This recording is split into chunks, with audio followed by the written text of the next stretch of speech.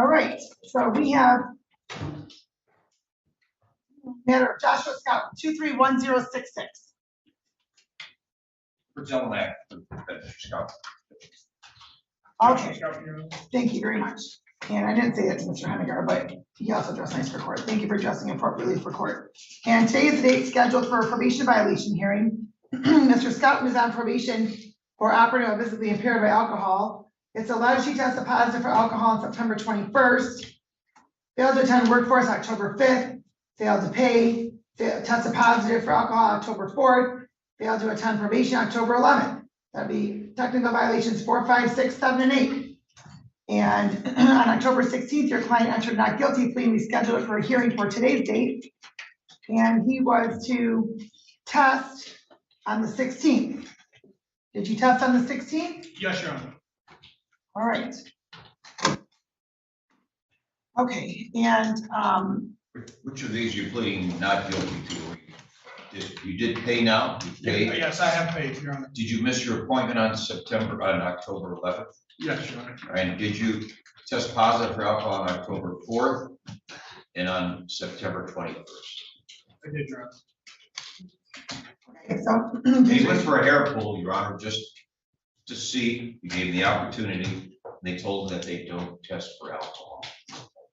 who doesn't test for alcohol? Told him. So I went to on-site over in Lincoln Park, Your Honor, and I talked to 3 people that were working there, and I called a supervisor, and they said that they do not test for alcohol in the hair pull. They said that they only do it for drugs. Did I order a hair follicle? No, there was a question last time, and he debated whether he tested positive for alcohol, and gave him the opportunity to get a second test. Okay, It had nothing to do with the court. okay, because I don't recall ordering a hair follicle test. No, you gave him an opportunity to get a second test, and Ms. Shaw gave us the number for on-site, and he went there, and I have to believe him that they don't test for it. I wouldn't know either way. Okay, sir, please raise your right hand. You solemnly swear for the testimony about to give in this matter be the truth, the whole truth, and nothing but the truth. Yes, Your Honor. All right. As to the allegation, sir, we'll take them one by one, so there isn't any confusion.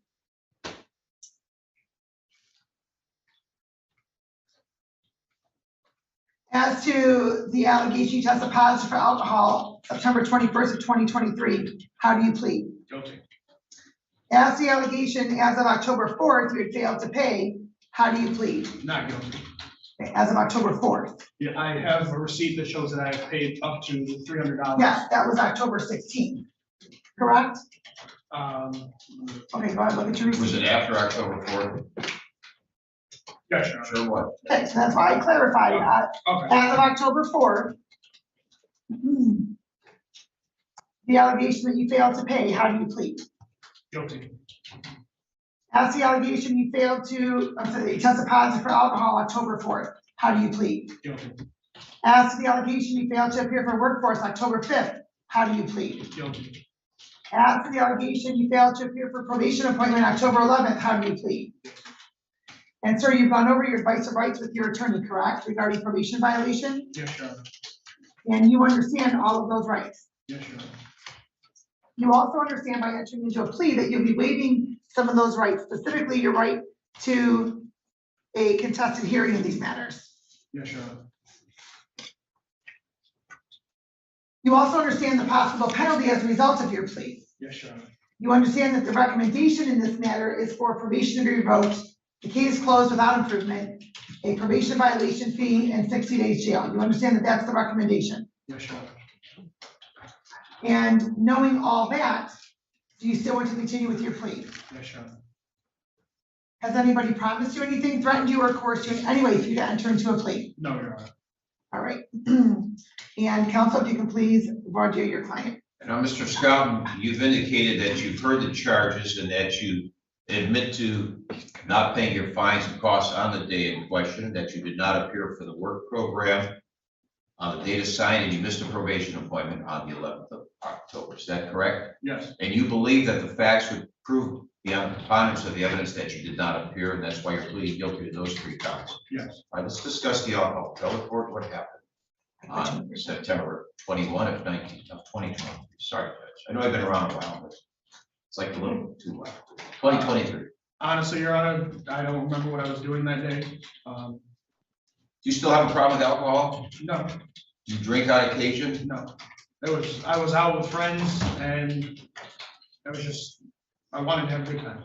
All right, so It's not an excuse though. All right, so your answer would be you drink that day, you consumed alcohol. Yeah. All right, that's fair enough, Judge. Now, how about October 4th? October 4th, I had just found out a friend was about to have another child and they went out to celebrate. And again, it's not an excuse. You knew the orders of the court, is that right? Yes, Now, Mr. Scott, this is your first offense for drinking, right? Correct? yes, Now, you brought your mother here to court with you because primarily you live with her and care for her, is that correct? yes, Your Honor. You know she's not gonna stop you from going to jail or not going to jail, is that correct? Yes, And you work, now, Your Honor's a judge, don't mistake me with my trouble, judge. And you work at a bar. correct. You have no other real talent or training as far as you're concerned at this time to find a job, other than maybe going to Krispy Kreme, right? There's nothing available, so you continue to work at the bar. Yes, You make a relatively decent living. yes. And what else do you have to tell the judge about your life, which you used to ask her to mitigate the 60 days in jail or keep you on probation? Your Honor, I have 2 small kids and I spend time with them and I don't see them enough because of how I work at night and everything like that. Plus I'm helping my mother with not only her, but my elderly grandmother as well.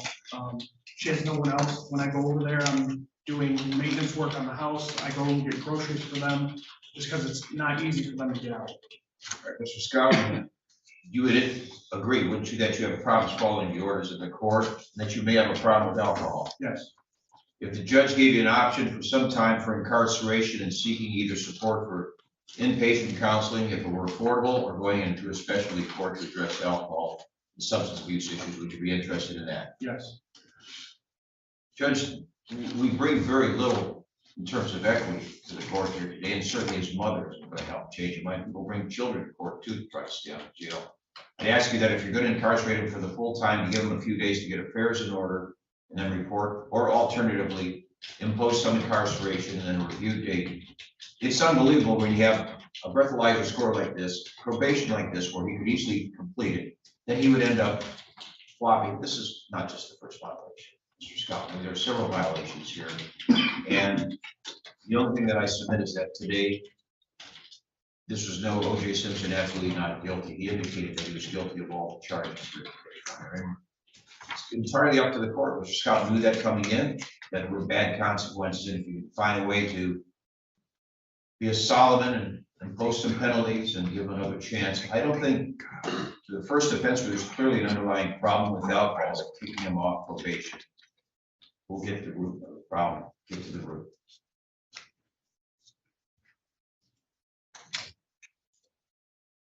Okay, here are a couple observations that I have, Mr. Scouten.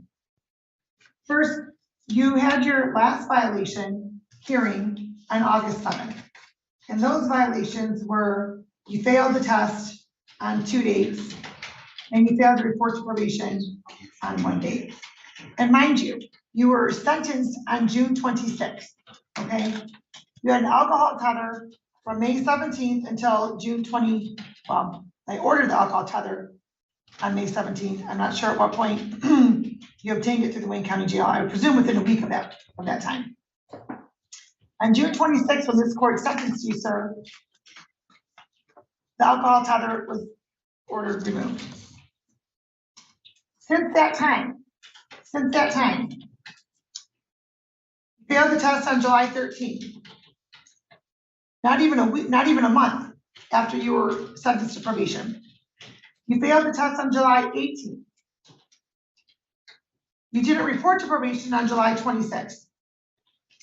So as a result, this court ordered 30 days on the alcohol tether, increase your testing. You're testing that day, $50 probation violation fee, mandatory incarceration for any future violation of probation. So you were on notice as of August 7th, sir. One more violation.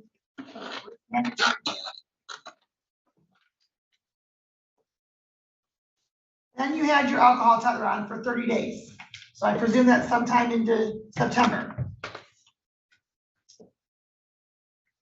Let's presume it was September 7th or 8th, okay? less than 2 weeks and you're already testing positive for alcohol. 2 weeks. Then you came in here last time and you were so convinced that you were unsure how you tested positive for alcohol because you didn't consume alcohol. So much so that you were trying to get a hair follicle test to prove otherwise. So you say.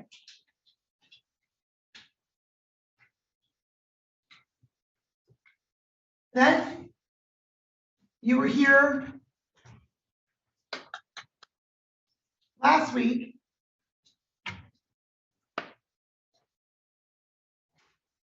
I'm sorry, strike that. Before you came in last week, you then, knowing that you already had a pending probation violation,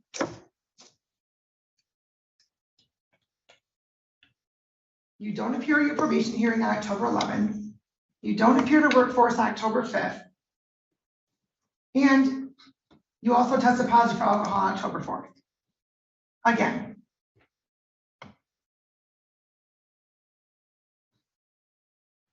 And let's not forget that your original charge, sir, was a high BAC because you had a 0.22.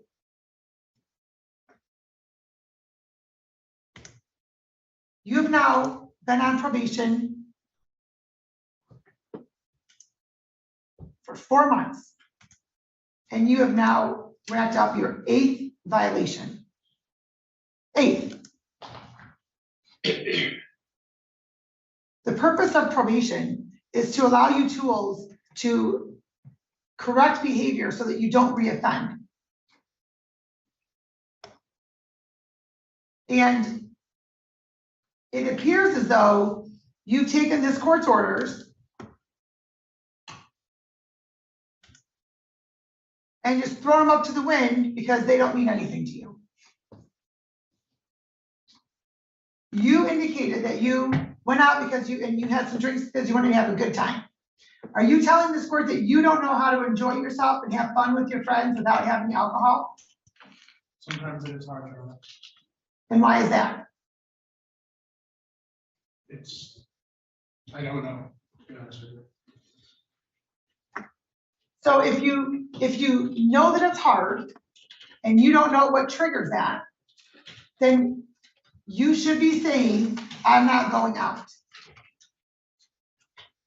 Have you told your friends that you're on probation? Yes.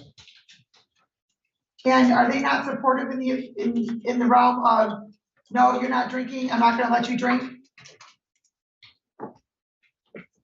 They tend to keep to themselves, and it's my business.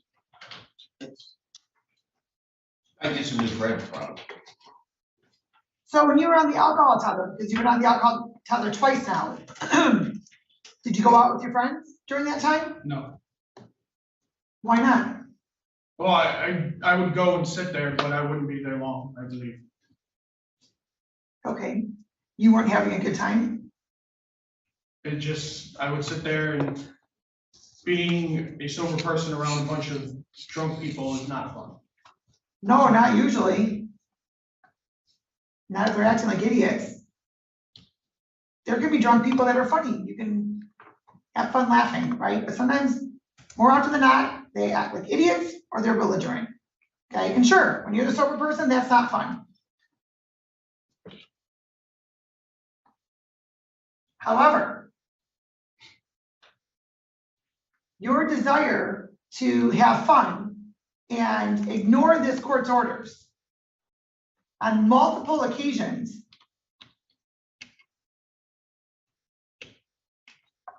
is consequence that you're gonna have to pay for, sir.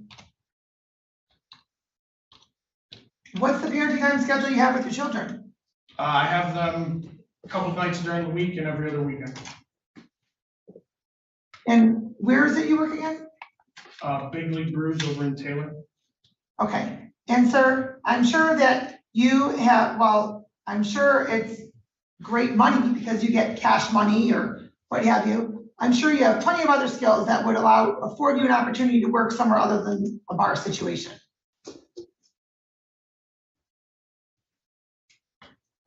Would you agree or disagree? Yes, Your Honor.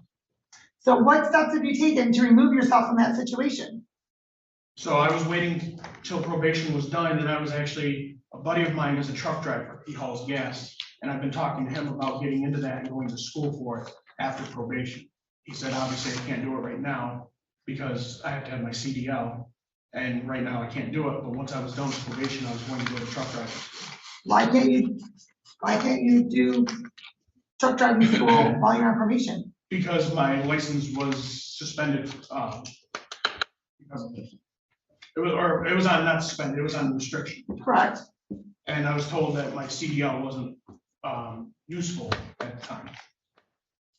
That I could just use it to go to and from work, court dates, probation, stuff like that, that the CDL was I guess you couldn't, it wasn't used, couldn't use it, I was told.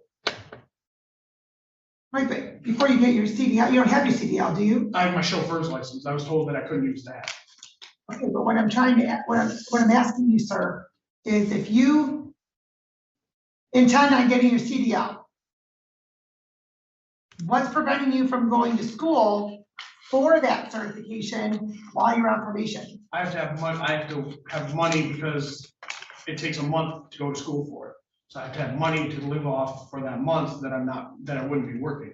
Because school is Monday through Friday, 8 in the morning till 5 at night. And what is your shift at work? My shift at work is 5 at night till 3 in the morning, and I work 4 to 5 days a week, and every weekend. So the only time I'd be able to work would be Friday and Saturday night.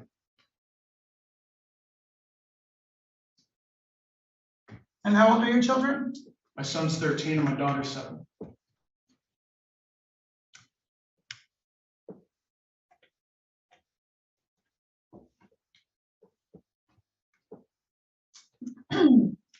Well, counsel, your client is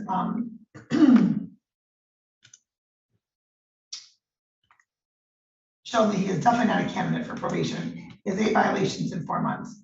So the court's going to revoke probation. The court's going to order you to pay a $50 probation violation fee, and the court is going to order 60 days jail.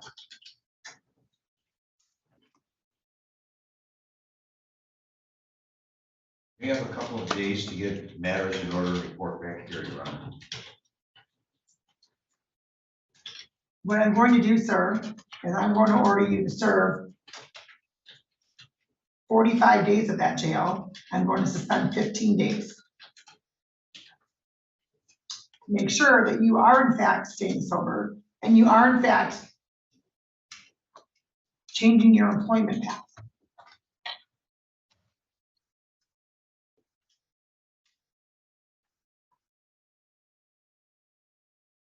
Judge, may I just interject something here? And it's not trying to whittle days down. What I heard him say when he was allocuting to the court is that he hasn't even gotten to the first step, and I'm not sure. Because my encouragement always is to sobriety and a good lifestyle with children, and having been brought into a family as an infant himself and how he was raised and what he's been through here. Mr. Scott perhaps would be better served. You don't want to be burdened with him on probation here, but it seems probation inculcates a sense of duty to live life better. And if he really wants sober living, I'd ask the court when he's released the scheduled review date to consider whether you want to continue probation. I realize that probation officers have better things to do than someone who does not show up, does not test. But he said in his statement that he hasn't even gotten the first step. He said that he's powerless when he's with others and he's not under control, that he drinks. And if he's interested in sobriety, are you interested in coming back and trying to address it? Yes. So that's what this 15 suspended days is. Instead of your client being on active probation, he has 15 more days hanging over his head. And so we're going to set this for jail review. So it'll kind of be like, I guess I'll be his probation officer, so to speak, right? But your client doesn't follow this court's orders enough to be on probation. So he's going to serve the 45 days. If he violates any of what I've already indicated, right? Not pursuing a different path of employment, not continuing sobriety, then he'll serve the other 15 days. Yes. All right.